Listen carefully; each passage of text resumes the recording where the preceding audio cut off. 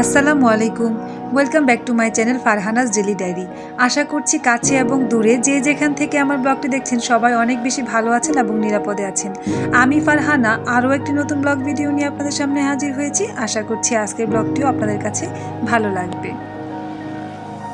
আজকের ব্লগটি আমি আমার বাবার বাসা থেকে শুরু করছি। আর এখানে দেখতে পাচ্ছেন আমার ছোট বোন পাটাতে পিষে ভর্তা করে নিচ্ছিল।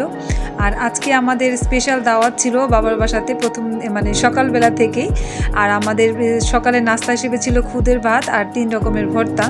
আর সেজন্যই সেটার প্রিপারেশন করে নিচ্ছিলাম আমরা সবাই মিলে আর কি। এখানে দেখতে পাচ্ছেন আমাদের খুদের ভাত কিন্তু কমপ্লিট হয়ে গেছে। আর এই তো 3 রকমের ভর্তা। এখানে ছিল কাঁঠালের বিচি ভর্তা, তারপর হচ্ছে কালো জিরা ভর্তা এবং শুটকি ভর্তা আর কি। এগুলি আমাদের সবারই অনেক বেশি প্রিয়। আর এই তো দেখতে পাচ্ছেন এখানে আমার বাবা, আমার ছোটো বোনের হাজব্যান্ড, আমার মামাতো বোনের হাজব্যান্ড, তারপর আপনাদের ভাইয়া সবাই একসাথে খেতে বসে গেছে। আর এইদিকে আমি এবং আমার মা আর আমার ছোটো ভাইয়ের বউ সবাই মিলে আর কি, আমার বোন সবাই মিলে রান্নার আয়োজন করছিলাম। যেহেতু দুপুরবেলা আমাদের সবার দাওয়াত ছিল, পাশাপাশি আমার ফুপুদের দাওয়াত ছিল, আমার চাচা চাচি সবার দাওয়াত ছিল, ফুফাতো ভাই বোন সবাইকে আমার বাবা আর কি দাওয়াত করেছিলেন। আর এই তো এখানে আমি রোস্টটাও বসিয়ে দিচ্ছিলাম। আর আমি কিন্তু সবসময় চেষ্টা করি এই ধরনের বড় প্রোগ্রামগুলিতে একটু রান্না করার জন্য, এতে করে দেখা যায় আমার অভিজ্ঞতাটা বাড়বে। সেজন্য আমি আমার কাছ থেকে বলেই রোস্টটা রান্না করে নিয়েছিলাম। আর অন্যদিকে কিন্তু আমার মা নিজেই গরু মাংসটা রান্না করে নিয়েছিলেন। আর এখানে কিন্তু আমি আগে থেকেই মুরগিটাকে ভেজে রেখেছিলাম। আর পাশাপাশি এখন মশলা কষিয়ে এর মধ্যে আমি মুরগিগুলো দিয়ে দিচ্ছিলাম। আর আমাকে কিন্তু এখানে হেল্প করছিল আমার ছোট ভাইয়ের বউ, আমার মাও ছিলেন, আমার ছোট বোনও ছিলেন। সবাই মিলে আর কি কাজগুলি করে নিচ্ছিলাম। যেহেতু আমাদের বাসায় ওদিন 30 থেকে 40 জন মানুষের আয়োজন ছিল, তাই আমি আলাদা করে 2টা হাঁড়িতেই রান্না করছিলাম। পরবর্তীতে অবশ্য রান্না শেষে আমি সবগুলি রোস্ট একসাথে করে নিয়েছিলাম। আজকে যেহেতু অনেক বেশি রান্নাবান্না হচ্ছিল, তাই রান্নাঘরটা একটু এলোমেলো এবং অগোছালো দেখতে পাচ্ছেন। চুলাতে যেহেতু রোস্ট ভাজতে আপনারা সবাই জানেন যে একটু তেল চিটচিটে ভাব হয়, তাই এগুলো প্লিজ ইগনোর করবেন। রোস্ট কমপ্লিট হওয়ার পর মা কিন্তু এখানে একটা বেশ বড় হাঁড়িতে সেমাই রান্না করতে এসে গেছেন। আমার মায়ের হাতের সেমাই কিন্তু বেশ মজা হয়। আর এখানে আম্মা খুব বেশি করে দুধ দিয়ে খুব সুন্দর করে একটা সেমাই রান্না করেছিলেন সেদিন, অনেক মজা হয়েছিল। আর এইখানে সেমাইটা রান্না করা যেহেতু অল্প সময় লাগে, সেজন্য আমরা ডেজার্ট হিসেবে এটাকে চয়েস করেছিলাম। আর এই তো এখানে দেখতেই পাচ্ছেন সেমাইটা কিন্তু রান্না করা কমপ্লিট হয়ে গেছে। আর রান্না করার পর আমি বিভিন্ন ডিশে বেড়ে দিয়েছিলাম, এতে করে ঠান্ডা হয়ে যেত দ্রুত, এবং পরবর্তীতে আমরা অবশ্য ফ্রিজেও রেখেছিলাম, এতে করে খেতে আরও বেশি মজা হয়েছিল। আর সেমাই রান্না করে নেওয়ার পর এখানে কিন্তু আমি কিছু মাছ ফ্রাই করে নিচ্ছিলাম আর কি। পোলাওয়ের সাথে এই পাবদা মাছের ফ্রাইটা কিন্তু আমার কিছু খেতে কিন্তু খুব ভালো লাগে।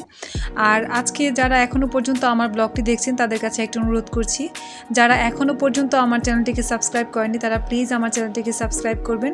আর সাবস্ক্রাইব করার পর পাশে থাকা বেল বাটনটি প্রেস করবেন, এতে করে যখনই আমি নতুন কোনো ব্লগ আপলোড করব আপনাদের কাছে কিন্তু নোটিফিকেশন চলে যাবে। আর এর মধ্যে যারা আমার চ্যানেলটিকে সাবস্ক্রাইব করে নিয়েছেন তাদেরকে জানাচ্ছি অসংখ্য অসংখ্য ধন্যবাদ। আপনাদের সাথে কথা বলতে বলতে এখানে কিন্তু আমাদের রান্না সম্পূর্ণটাই কমপ্লিট। আর এখন আমরা কিন্তু টেবিলে সবার জন্য খাবার সাজিয়েও রেখেছি। আর পরবর্তীতে মেহমান চলে আসার কারণে সেইভাবে করে রেকর্ড করা হয়নি, যেহেতু সবাই ক্যামেরা ফ্রেন্ডলি না। আর সেজন্য আমি ওইভাবে করে আর আপনাদের সামনে উপস্থাপন করতে পারিনি আর কি মূলত। তারপর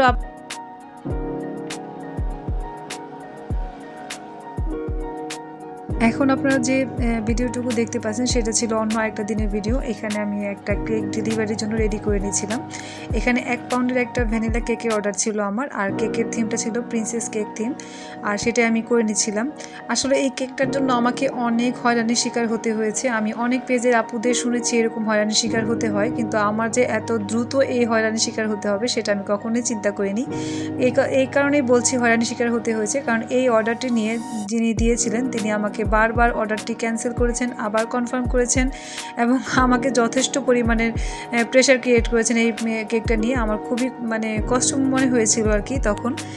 উনি একবার এক এক সময় আমাকে এক একভাবে কেকের ব্যাপারে বলছিলেন। আর সেজন্যই বলছিলাম যে এই সমস্ত কেকের অর্ডারগুলো নিতে হলে সবাইকে আসলে উচিত আপনার কি বলে এটাকে পেমেন্টটা নিয়ে নেওয়া উচিত। যেহেতু আমি নতুন কেকের বিজনেস শুরু করেছি, তাই এইভাবে বলতেও আমার কষ্ট হয় বা ভালো লাগে না যে কেকের পেমেন্টটা আগে করতে হবে।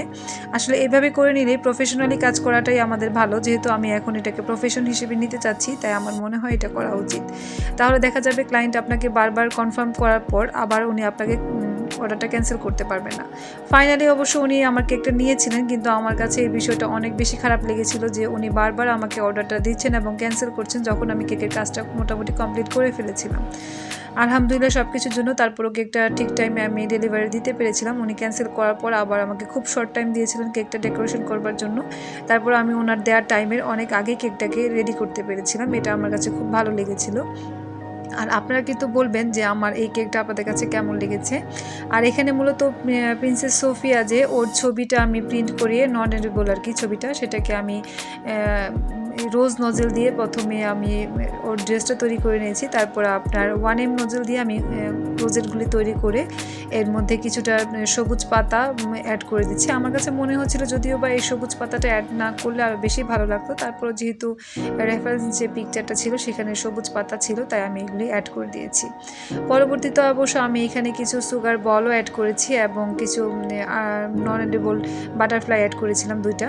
এতে করে দেখা গেছে কেকটাকে কিন্তু দেখতে আরও বেশি সুন্দর লেগেছে। আপনারা কিন্তু কমেন্ট করে জানাতে পারেন আমার তৈরি কেকটা আপনাদের কাছে কেমন লেগেছে। যারা গাজীপুরে জয়দেবপুরে অবস্থান করছেন তারা চাইলে কিন্তু আমার পেজে অর্ডার করতে পারেন। আমার পেজের নাম হচ্ছে গোল্ডেন স্লাইস। আর কথা বলতে বলতে আমি ব্লগের একদম শেষ পর্যায়ে চলে এসেছি। আজকের মতো এখান থেকেই বিদায় নিচ্ছি। সবাই অনেক বেশি ভালো থাকবেন, সুস্থ থাকবেন। সে পর্যন্ত আল্লাহ হাফেজ।